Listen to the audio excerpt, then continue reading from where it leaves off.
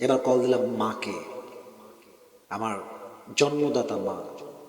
কেমনে বলবো মা অ্যাক্সিডেন্ট করছি, বললেই তো আমার মা কি যে করবে, তো আমি বুঝি। তা আমি বললাম যে মা আমার কিছুই হয়নি, আমি যাচ্ছিলাম রোডে জাস্ট একটু লেগে আমি পড়ে গেছি, গাড়ি ঠিকঠাক নেই, আমি ঠিকঠাক আছি। এই কথা বলার পরে বিশ্বাস করেন আমার নাটোরের সিঙ্গার ভাইরা মার কোনো কথাই বলে নাই। ওই যে কান্না, 20 থেকে 25 মিনিট আমি দেখলাম পুরো মায়ের চোখ লাল হয়ে গেছে। ওই ওই মুহূর্তে মায়ের গাল ফুলে গেছে কাঁদতে কাঁদতে। বলছে তুমি এখনই ভিডিও কল দিবা, ভিডিও কলে আসো। ভিডিও কলে দেখলাম মাকে।